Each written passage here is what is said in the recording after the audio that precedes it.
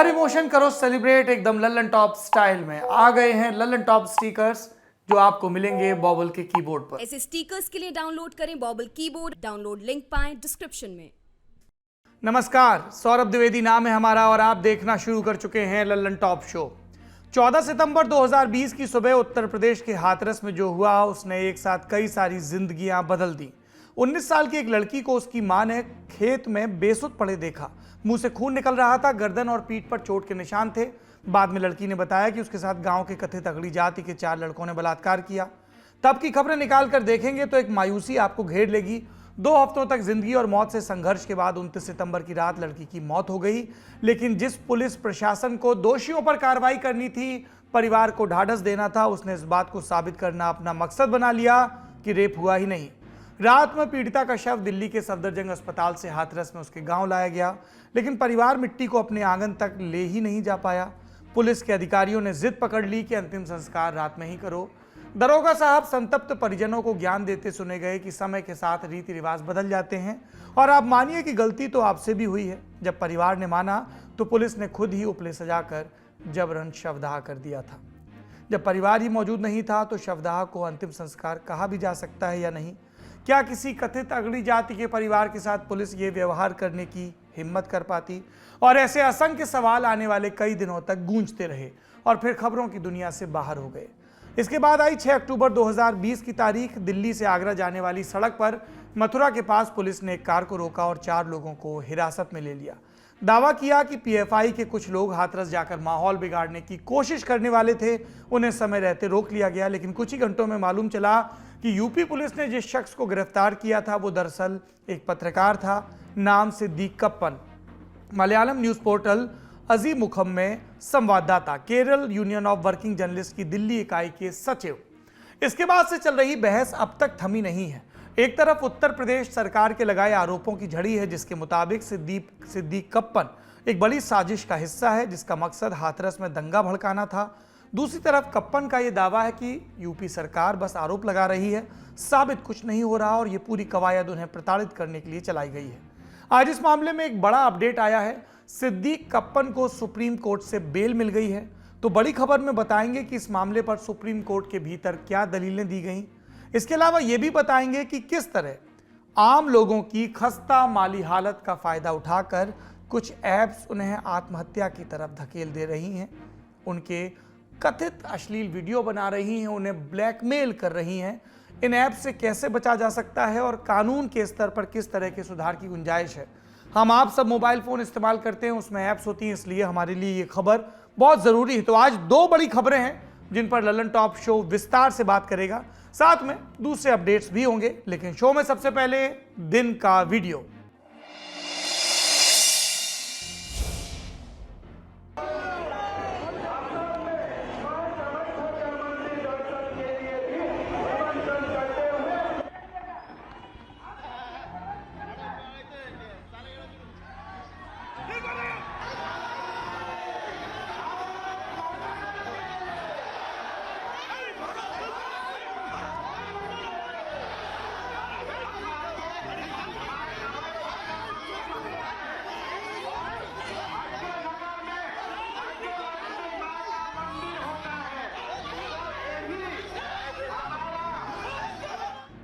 Video Hyderabad का है, जहां असम के मुख्यमंत्री और बीजेपी नेता हेमंत बिस्व शर्मा की सुरक्षा में भारी चूक का मामला सामने आया है। यहां पहले एक व्यक्ति हिमंता के बगल में मंच पर पहुंचा और इसके बाद हिमंता के सामने वाले माइक को मरोड़ने लगा। मामला आगे बढ़ता उससे पहले ही मंच पर मौजूद लोगों ने इस व्यक्ति को पकड़कर मंच से उतार दिया। मौके पर मौजूद पुलिस ने युवक को हिरासत में लिया और उसकी पहचान तेलंगाना राष्ट्र समिति के नेता नंदकिशोर व्यास उर्फ नंदू के रूप में की गई। पुलिस का कहना है कि नंदू के खिलाफ मामला दर्ज किया गया है, जांच जारी है। हिमंता अभी हैदराबाद के दौरे पर हैं और यहाँ चार मीनार के पास मौजूद भाग्य लक्ष्मी मंदिर में पूजा करने के बाद मुजाम जाही बाजार पहुंचे। यहाँ पर उनके साथ मंच पर भाग्यनगर गणेशोत्सव समिति के सदस्य भी थे जब ये घटना हुई। राजनीतिक प्रतिद्वंद्विता अपनी जगह है, उसके लिए नए नए तरीके भी खोजे जाते हैं विरोध दर्ज कराने के लिए, लेकिन इस तरह की हरकतें यही बताती हैं कि तेलंगाना में टीआरएस का काडर वो सब कर रहा है जिसका इल्ज़ाम आए दिन केसीआर अपने विरोधियों पर लगाते हैं। हिमंता एक सूबे के मुख्यमंत्री हैं, राजनीतिक विरोधी होने के बावजूद वो प्रोटोकॉल के अधिकारी हैं जो तेलंगाना सरकार को मुहैया कराना ही चाहिए। हम इंतजार करेंगे उस खबर का जिसमें लिखा होगा कि केसीआर सरकार ने अपने काडर पर सख्त कार्रवाई की। ये था दिन का वीडियो। अब चलते हैं सुर्खियों की तरफ।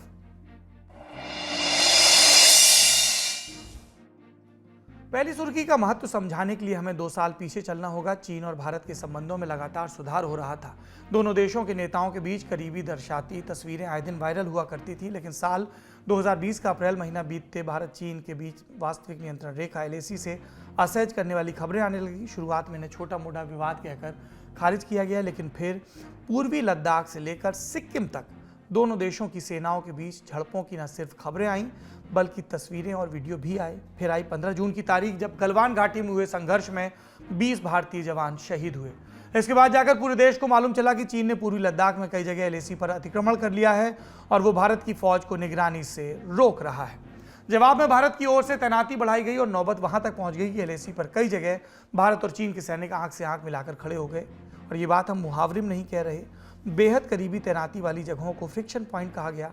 इसमें पेंगोंग सो झील के उत्तरी और दक्षिणी किनारे, गोगरा पोस्ट और हॉट स्प्रिंग्स। भारत की तरफ से पेंगोंग सो के दक्षिणी किनारे पर दबाव बनाया गया तो चीन पेंगोंग सो इलाके से पीछे हटने को तैयार हुआ, लेकिन गोगरा पोस्ट और हॉट स्प्रिंग्स जैसे इलाकों में अब भी दोनों देशों के सैनिक बेहद करीब बने मोर्चों पर तैनात थे और ऐसे में किसी दुर्घटना की आशंका बनी हुई थी। पर 8 सितंबर को भारत चीन के बीच कोर कमांडर स्तर की 16वीं बैठक में बनी सहमति के बाद दोनों देशों के सैनिक गोगरा पोस्ट और हॉट स्प्रिंग इलाके में बने पेट्रोल पॉइंट 15 से पीछे हटने लगे हैं। भारत और चीन की ओर से जारी साझा बयान में कहा गया कि सेनाएं 12 सितंबर तक पीछे हट जाएंगी। साथ में दोनों सेनाएं अपने किए निर्माण भी ध्वस्त कर देंगी। दोनों पक्ष एक दूसरे की कार्रवाई का सत्यापन भी करेंगे। दर्शक जानते हैं कि एक हफ्ते बाद उज्बेकिस्तान में शंघाई सहयोग संगठन का सालाना शिखर सम्मेलन है, जिसमें प्रधानमंत्री नरेंद्र मोदी और चीनी राष्ट्रपति शी जिनपिंग शामिल होंगे। सो ये ऐलान माहौल को सुधारने की दिशा में उठाया कदम बताया जा रहा है। रही बात लद्दाख में पूरी तरह शांति की स्थापना की, तो उसमें अभी बरसों लग सकते हैं, क्योंकि सेनाएं पीछे हटी हैं, वापस नहीं आई और चीन देप्सांग के मैदानों में किए अतिक्रमण से पीछे नहीं हटा है। दर्शक जानते हैं 1950 के दशक में और फिर अंततः 1962 के युद्ध में भारत ने लद्दाख का बड़ा भूभाग खो दिया था। हालिया विवाद उसी इलाके को लेकर है जो 1962 के बाद भी भारतीय दावे का हिस्सा है। अगली सुर्खी बीजेपी के उस प्रवक्ता से जुड़ी है जिन्हें पैगंबर मोहम्मद पर विवादित टिप्पणी करने के चलते पार्टी से निलंबित कर दिया गया था। हम बात कर रहे हैं नूपुर शर्मा की, जिन्हें सुप्रीम कोर्ट की ओर से बड़ी राहत मिली है। आज सुप्रीम कोर्ट ने उस याचिका पर सुनवाई करने से इनकार कर दिया जिसमें नूपुर शर्मा की गिरफ्तारी की मांग की गई थी। सुनवाई के दौरान chief justice of India UU Lalit की बेंच ने याचिकाकर्ता अबू सोहेल से कहा, आपकी याचिका यूं तो सहज दिखती है लेकिन इसके परिणाम दूरगामी होंगे। इसके बाद कोर्ट की सलाह पर अबू सोहेल ने याचिका वापस ले ली। 27 मई को एक टीवी डिबेट में नूपुर शर्मा ने पैगंबर पर टिप्पणी की, जिसके बाद देश भर में उनके बयान का विरोध शुरू हो गया था। कई राज्यों में नूपुर शर्मा के खिलाफ FIR दर्ज हुई थी। सुप्रीम कोर्ट ने 10 अगस्त के दिन नूपुर शर्मा के खिलाफ दर्ज मामलों को दिल्ली ट्रांसफर करने का आदेश दिया था और जांच पूरी होने तक नूपुर की गिरफ्तारी पर रोक भी लगा दी थी। अगली सुर्खी भारत को मिली एक उपलब्धि से जुड़ी है। भारत के star javelin thrower Neeraj Chopra ने स्विट्जरलैंड में चल रही डायमंड लीग्स फाइनल में गोल्ड मेडल जीता है। नीरज ये खिताब जीतने वाले पहले भारतीय एथलीट बन गए हैं। नीरज ने डायमंड लीग फाइनल्स में फाउल के साथ शुरुआत की, पर दूसरे प्रयास में उन्होंने 88.44 मीटर का भाला थ्रो करके प्रतिद्वंदी खिलाड़ियों पर बढ़त बनाई। नीरज के पास Olympic, Asian games, Commonwealth games, world athletic championship जैसी प्रतियोगिताओं में जीते कुंटल भर मेडल हैं, लेकिन डायमंड लीग का फाइनल नीरज के लिए स्पेशल था क्योंकि ये इकलौता गोल्ड मेडल था जो नीरज ने अब तक नहीं जीता था। अब वो भी उनके खाते में जुड़ गया है। अगली सुर्खी ह्यूमन डेवलपमेंट इंडेक्स यानी मानव विकास सूचकांक से जुड़ी है। दुनिया भर के देशों के सामाजिक एवं आर्थिक विकास के स्तर को मापने के लिए यूनाइटेड नेशंस की agency United Nations Development Programme इसे हर साल जारी करती है। अब साल 2021 का इंडेक्स आ गया है जिसमें 191 देशों की लिस्ट में भारत 132वें नंबर पर रहा। पिछले साल 131वें नंबर पर था। रिपोर्ट के मुताबिक भारत अपने पड़ोसी देश श्रीलंका, बांग्लादेश और भूटान से भी नीचे है। इस लिस्ट में श्रीलंका 73वें, चीन 79वें, बांग्लादेश 129वें और भूटान 127वें नंबर पर है। इंडेक्स में स्विट्जरलैंड पहले नंबर पर है। भारत में ह्यूमन डेवलपमेंट इंडेक्स गिरने की मुख्य वजह कोविड बताई गई। रिपोर्ट के मुताबिक कोविड ने ह्यूमन डेवलपमेंट को 5 साल पीछे कर दिया है। ये थी सुर्खियां। अब चलते हैं दिन की बड़ी खबर की तरफ।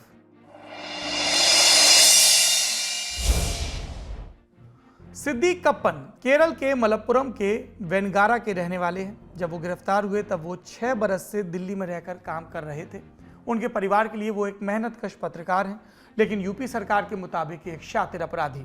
उन पर unlawful activities prevention act UAPA की धारा 17 और 18 में मुकदमा दर्ज है। माने गैर कानूनी गतिविधियों के लिए पैसे इकट्ठा करना, साजिश करना। इन 2 गंभीर धाराओं से इतर सांप्रदायिक सद्भाव भड़काने और आईटी एक्ट के तहत भी आरोप लगाए गए हैं। ईडी उनके खिलाफ मनी लॉन्ड्रिंग के एक मामले की जांच भी कर रहा है। सरकार के पास अपने आरोपों पर सबूत आदि जुटाने के लिए 2 साल का वक्त था जब कप्पन उसकी हिरासत में थे। वो बार बार बेल की कोशिश करते रहे, लेकिन उन्हें सफलता नहीं मिली। जुलाई 2021 में मथुरा की अदालत ने सिद्दीक कप्पन की बेल याचिका खारिज कर दी। इसके बाद वो हाईकोर्ट से राहत मांगने गए, लेकिन 3 अगस्त 2022 को इलाहाबाद उच्च न्यायालय की लखनऊ बेंच ने भी याचिका खारिज ही की। इसके बाद कप्पन सुप्रीम कोर्ट से राहत मांगने आए और यहां हुई सुनवाई में आपको एक अंदाजा मिलेगा कि कप्पन पर मामला चला रही यूपी सरकार के पास अपने लगाए आरोपों को साबित करने के लिए कितना असलहा है, कितना मामला है। सुनवाई करने वाली बेंच में सीजेआई यूयू ललित और जस्टिस एस रविंद्र भट्ट थे। सुनवाई के दौरान बेंच का पहला सवाल यही था कि अब तक कप्पन के खिलाफ क्या सबूत मिले हैं। इसके जवाब में उत्तर प्रदेश सरकार की ओर से पेश हुए वकील महेश जेठमलानी ने कहा, कप्पन सितंबर 2020 में हुई पीएफआई की बैठक में मौजूद थे। इस बैठक में कहा गया कि फंडिंग रुक गई है, इसलिए अब संवेदनशील जगहों पर जाकर दंगे भड़काने हैं। यहीं 5 अक्टूबर को दंगे भड़काने हाथरस जाने की योजना बनी और इस काम के लिए 45,000 रुपए दिए गए। कप्पन ने दावा किया था कि वो एक अखबार से जुड़े हैं, लेकिन वो पीएफआई के एक संगठन से जुड़े हैं। पीएफआई को एक आतंकवादी संगठन घोषित किया जाना है। झारखंड ने ऐसा कर भी दिया है। कप्पन दंगे भड़काने हाथरस जा रहा था, ये वैसा ही जैसे 1990 में बंबई में हुआ था। इसके बाद बेंच ने सवाल किया कि कप्पन के पास से बरामद क्या क्या हुआ। जवाब में जेठमलानी ने बताया कि आईडी कार्ड और कुछ साहित्य। जब बेंच ने पूछा कि क्या कोई विस्फोटक बरामद हुआ, तो जेठमलानी ने कहा कप्पन के पास से विस्फोटक बरामद नहीं हुआ था। इस तरह के मामलों में हम पुलिस की वो बाइट सुनने के आदी हो चुके हैं कि फलाने के पास से आपत्तिजनक साहित्य मिला, लेकिन उस साहित्य में क्या आपत्तिजनक होता है ये हमें कम ही मालूम चल पाता है। इसलिए कप्पन के पास से बरामद साहित्य को लेकर बेंच और जेठमलानी के बीच सवाल जवाब पर गौर किया जाना चाहिए। बेंच ने सवाल किया कि यूपी सरकार ने साहित्य के संबंध में आगे क्या कार्रवाई की। जेठमलानी ने यूपी सरकार की तरफ से जवाब दिया कि 6 आरोपियों के बयान दर्ज किए गए। इस पर बेंच ने कहा कि 6 आरोपी के बयान को सबूत नहीं बनाया जा सकता। तब जेठमलानी ने कहा कि किसी आरोपी को सरकारी गवाह बनाने की कोशिश चल रही है। सीजीआई ने कहा जब कोशिश चल ही रही तो मामला सुनवाई के हिसाब से परिपक्व नहीं हुआ है। और तब जेठमलानी ने साहित्य को दंगों की टूल किट बता दिया। इस पर बेंच ने पूछा कि साहित्य में आपत्तिजनक या खतरनाक था क्या। जवाब में जेठमलानी यही कह पाए कि आरोपी हाथरस जा रहे थे और ये साहित्य दलितों के बीच बांटने वाले थे। इसमें लिखा था कि किस तरह पुलिस ने परिवार को बताए बिना पीड़िता का शव दाह कर दिया। साहित्य से भावनाएं भड़क सकती थी, ये प्रोपेगेंडा पीएफआई कर रही थी, ना कि दलित। इसमें ईमेल भेजने की जानकारी है, सोशल मीडिया कैंपेन चलाने के लिए निर्देश हैं। लेकिन बेंच इन तर्कों से संतुष्ट नहीं हुई। सीजीआई ने कथित साहित्य पर कहा हर नागरिक के पास अभिव्यक्ति की स्वतंत्रता है। कप्पन ये बताने की कोशिश कर रहे हैं कि पीड़िता को न्याय मिलना चाहिए और इसके लिए आवाज उठाने की जरूरत है। क्या ये कानून की नजर में अपराध है? 2012 में इसी तरह इंडिया गेट पर प्रदर्शन हुए थे और फलस्वरूप कानून बदला गया था। अब तक आप ऐसी कोई चीज पेश नहीं कर पाए जिससे आपत्तिजनक माना जाए। क्या ऐसा एक भी दस्तावेज है जिससे साबित हो कि आरोपी दंगों में शामिल होने वाला है? साहित्य के मुद्दे पर कप्पन की ओर से पेश हुई वरिष्ठ वकील कपिल सिब्बल ने भी अपनी बात रखी। उन्होंने कहा कि कुछ दस्तावेज तो भारत से संबंधित भी नहीं थे और ये पूरा मामला प्रोसिक्यूशन का नहीं परसिक्यूशन का उदाहरण है, यानी अदालती कार्रवाई के नाम पर कप्पन का उत्पीड़न हो रहा है। जब जेठमलानी ने कहा कि कथित टूलकिट में दंगों के दौरान क्या पहने, कैसे छिपे, आंसू गैस से कैसे बचें आदि के निर्देश थे, जब जेठमलानी न्यायालय को टूलकिट के बारे में बता रहे थे, तब उन्होंने ये वाक्य भी पढ़ दिया, if you see black people running run with them. तब सिब्बल ने कहा कि ये तो अमेरिका में हुए ब्लैक लाइव्स मैटर प्रदर्शनों के लिए बने निर्देश थे। इतनी बहस सुनने के बाद सुप्रीम कोर्ट ने आदेश सुनाया। आदेश के तहत सिद्दीक कप्पन को अब 3 दिनों के भीतर ट्रायल कोर्ट में पेश किया जाएगा, जहां से उन्हें सशर्त जमानत दी जाएगी। कुछ शर्तें सुप्रीम कोर्ट ने अपनी ओर से भी लगाई। अगले 6 हफ्तों तक कप्पन को दिल्ली के जंगपुरा में रहना होगा। ट्रायल कोर्ट की अनुमति के बिना वो दिल्ली से बाहर नहीं जाएंगे। 6 हफ्ते बाद केरल जाने की छूट होगी। दिल्ली और केरल में रहते हुए स्थानीय पुलिस थाने में हाजिरी देनी होगी। कप्पन को अपना पासपोर्ट जांच एजेंसी को देना होगा। सुनवाई के ये ब्यौरे हमने कानूनी मामलों पर रिपोर्टिंग करने वाली वेबसाइट लाइव लॉ से लिए हैं। कप्पन को बेल मिलना कहीं से उन्हें निर्दोष साबित नहीं करता, लेकिन ये सवाल तो बनता ही है कि यूपी सरकार ने 2 बरस में जो भी सबूत इकट्ठा किए वो सुप्रीम कोर्ट में आधे घंटे से भी कम समय में धाराशायी कैसे हो गए। अगर कप्पन वाकई एक आतंकी गिरोह के सदस्य हैं और उनकी नीयत दंगे कराने वाली है, तो यूपी सरकार अब तक उनके खिलाफ पुख्ता सबूत जुटा क्यों नहीं पाई? वो इसी तरह के तर्कों में क्यों उलझ कर रह गई कि कप्पन की रिपोर्टिंग जिम्मेदार नहीं थी? क्या इसे अधिकारियों की लापरवाही माना जाए या सरकार की नीयत? रही बात हाथरस की पीड़िता के मामले की, तो सीबीआई की जांच चल रही है। परिवार अब भी भयभीत होने की बात कह रहा है और उत्तर प्रदेश सरकार ने हाल ही में ऐसे मामलों में अंतिम संस्कार के लिए गाइडलाइंस जारी कर दी हैं। अब अंतिम संस्कार में रीति रिवाजों का ख्याल रखा जाएगा।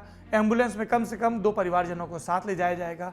अगर परिवार अंतिम संस्कार से मना करता है तो सरकार 5 सम्मानित नागरिकों की एक टीम परिवार से मिलने भेजेगी और ये टीम एसडीएम को अपनी रिपोर्ट देगी। फिर एसडीएम की कमेटी ये तय करेगी कि अंतिम संस्कार ना करने से समाज पर बुरा असर या पब्लिक आउटरीच फैलने की आशंका है या नहीं, और ये कमेटी परिवार की मंशा के खिलाफ भी अंतिम संस्कार कर पाएगी। लॉ एंड ऑर्डर के पॉइंट ऑफ व्यू से आपको बताएं तो ये पुलिस की पहली प्राथमिकता होती है, चाहे एक्सीडेंट का मामला हो या इस तरह का, कि प्रॉपर प्रक्रिया के बाद अंतिम संस्कार जल्द से जल्द हो जाए, क्योंकि इस तरह की बातें भी सामने आती हैं कि शव को सड़क पर रखकर प्रदर्शन होता है या उसके इर्द गिर्द और भी चीज़ें होती हैं। तो एक तरफ पुलिस का पक्ष है, लेकिन परिवारजनों की सहमति के बिना या उनके विरोध के बावजूद जबरन अंतिम संस्कार कराना तो कहीं से भी न्याय संगत नहीं माना जाता है। ये थी दिन की पहली बड़ी खबर। अब दिन की दूसरी खबर पर चलते हैं। आंध्र प्रदेश का एक जिला है ईस्ट गोदावरी।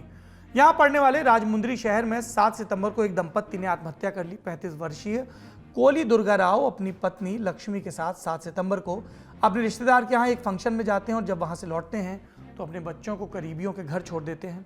इसके बाद दोनों एक लॉज में कमरा किराए पर लेते हैं। उसमें दाखिल होने के बाद कभी बाहर नहीं आते। इन दोनों ने जहर खाकर अपनी जिंदगी खत्म कर ली।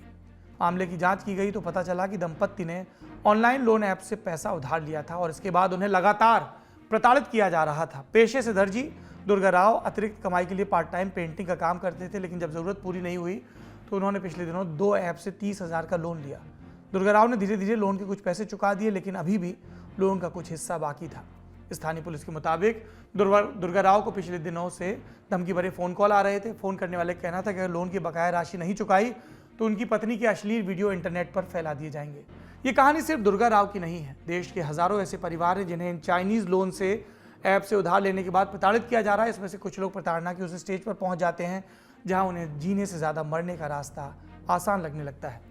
22 अगस्त को इंदौर के अमित यादव ने अपने सुसाइड नोट में कुछ ऐसा ही लिखा।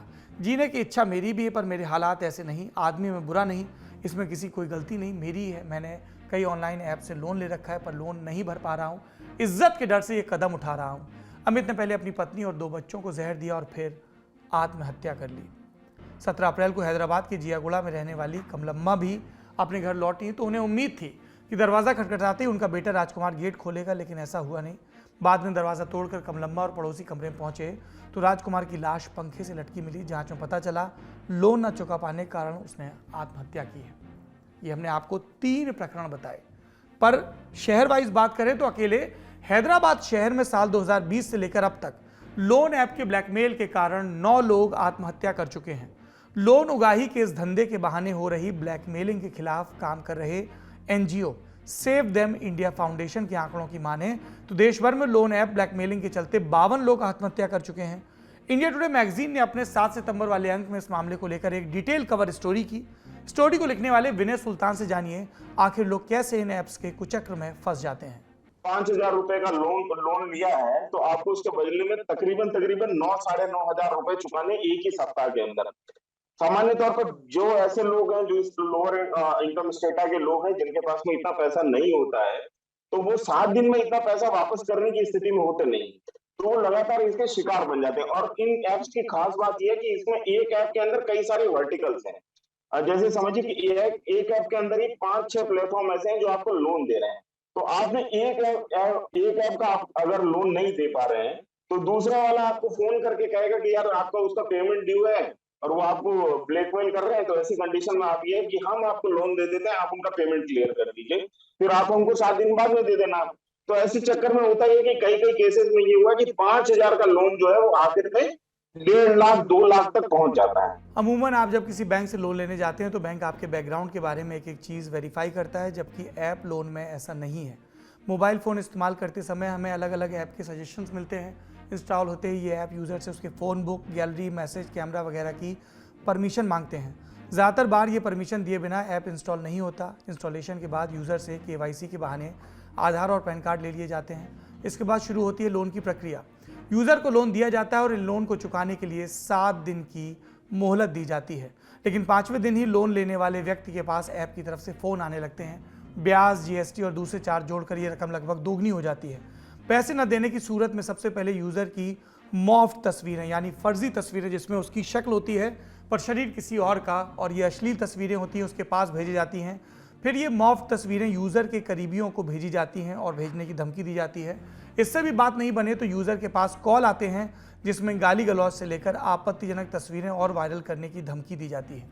यहाँ पर आप सोच रहे होंगे कि अगर आपने ये रकम चुका दी तो आप बच जाएंगे, तो ऐसा बिल्कुल नहीं है। कई मामलों में पैसे चुकाने के बाद भी यूज़र को ब्लैकमेल किया गया है। ब्लैकमेल 2 तरीके से किया जाता है। पहला, यूज़र को बिना बताए उसके अकाउंट में कर्ज के रुपए में फिर से कुछ पैसे डाल दिए जाते हैं ताकि धंधा फिर से शुरू हो ब्लैकमेलिंग का। दूसरा, आपने जो पैसे चुकाए उसे ऐप पर अपडेट ही ना किया जाए जिससे भुगतान में देरी के नाम पर आपके ऊपर पेनल्टी लगाई जाए और ब्लैकमेलिंग का खेल जारी रहे। भारत में लोन का ये खेल भले ही नया हो, लेकिन भारत के पड़ोसी देश चीन में ब्लैकमेलिंग के इस धंधे को लगभग 1 दशक पूरा हो चुका है। चीन में 2012 के आसपास इस तरह की इंस्टेंट लोन ऐप अस्तित्व में आए और 2016 आते आते ये इंडस्ट्री $100 अरब यानी 70 लाख करोड़ की बन चुकी थी। इसके बाद चीन की सरकार इन ऐप के खिलाफ सक्रिय हुई और इस कारोबार को रोकने के लिए खास टीम बनाई गई। चीनी सरकार ने ऐप लोन वाली कंपनियों को अपने बाकी मामले निपटाने के लिए 2 बरस का समय दिया और 2018 खत्म होते होते इंस्टेंट लोन ऐप का खेल लगभग बंद हो गया वहां। और ठीक इसी समय चीन से चलकर इस धंधे ने भारत में दस्तक दी। मौका था Indonesia fintech summit and expo 2019 का और इस समिट में चाइनीज सॉफ्टवेयर डेवलपर्स ने इंडियन इन्वेस्टर्स को इंस्टेंट लोन ऐप का डेमो दिया। मौके पर मौजूद कुछ इन्वेस्टर्स को आइडिया पसंद आया और भारत के रूप में लोन ऐप को एक नया ठिकाना मिल गया। कई मौकों पर पुलिस जांच में यह पता चला कि लोन ऐप के इस फ्रॉड से एक पॉइंट पर किसी न किसी चीनी नागरिक का कनेक्शन सामने आ ही जाता है। हाल ही में एक नया ट्रेंड भी देखने को मिला। पुलिस कार्रवाई उगाही के लिए चल रहे लोन ऐप के कॉल सेंटर नेपाल, पाकिस्तान और बांग्लादेश में भी शिफ्ट हो रहे हैं। सेव देम इंडिया फाउंडेशन के मुताबिक देश के अलग अलग राज्यों में लोन ऐप के फ्रॉड को लेकर 40,000 से ज़्यादा शिकायतें दर्ज की गई हैं। इनमें तमिलनाडु में 7,526, महाराष्ट्र में 6,093, दिल्ली में 3,988, केरल में 4,925 और कर्नाटक में 4,312 शिकायतें दर्ज की गई। लोन ऐप के कारण ब्लैकमेलिंग के बढ़ते मामलों को देखते हुए आज केंद्रीय वित्त मंत्री निर्मला सीतारामन ने एक बैठक भी की। बैठक में वित्त सचिव, RBI के डिप्टी गवर्नर और कार्यकारी निदेशक समेत वित्त मंत्रालय के दूसरे अधिकारी भी मौजूद रहे। अब आप पूछेंगे इस गत से बचने के लिए क्या करें? सबसे पहले तो डायरेक्ट लिंक से डाउनलोड होने वाली कोई भी ऐप इंस्टॉल ना करें। किसी भी अनाधिकृत ऐप को गैलरी, कॉन्टैक्ट, कैमरा वगैरह की परमिशन ना दें। सादी भाषा में ऐप के हर सवाल पर यस नहीं दबाना है। गलती से भी किसी भी तरह का ऐसा कोई ऐप आपके फ़ोन में पहुंच जाता है तो सबसे पहले तो ऐप को अनइंस्टॉल करें और सेटिंग में जाकर परमिशन वाले सेक्शन को रीसेट करें। किसी भी तरह के फ्रॉड से बचने के लिए सबसे ज़रूरी है सेल्फ सेंसरशिप। अगर आप पर्याप्त जागरूक हैं तो इस तरह के स्कैम में फंसने के चांस कम हो जाते हैं। फिर भी अगर आप इस तरह के लोन ऐप के जाल में फंस जाते हैं तो national cyber crime reporting portal की हेल्पलाइन 1930 पर संपर्क करें और अपनी परेशानी बताएं। लेकिन ध्यान रखें, कभी भी अपने जीवन को खत्म करने का फैसला ना लें। जीवन बहुमूल्य है, जिएं और खुश रहें। और अगर इस हेल्पलाइन नंबर पर भी बात नहीं बन रही है तो स्थानीय थाने में जाएं, अपने ज़िले के पुलिस कप्तान से मिलें, अपने इर्द गिर्द के लोगों को बताएं। इस ऐप से लगातार प्रताड़ित ना होते रहें, बात करें इसके बारे में। ये था आज का लल्लन टॉप शो। चलते चलते आपको एक काम की बात और बता देते हैं। लल्लन टॉप अब बाजा भी बजाएगा। जी, लल्लन टॉप ला रहा है पॉडकास्ट। अब काम करते करते आप लल्लन टॉप को सुन सकते हैं। आप पूछेंगे कि ये बाजा कहाँ मिलेगा, तो जवाब है वहीं जहां आपको लल्लन टॉप का सारा प्रीमियम कंटेंट मिलता है, लल्लन टॉप की ऐप पर। शुक्रिया, शुभ रात्रि। लल्लन टॉप का सबसे ठस, ठेठ और ठसकदार बेबी आ गया है लल्लन टॉप का पॉडकास्ट जिसका नाम है बाजा और ये बजेगा सिर्फ लल्लन टॉप ऐप पर।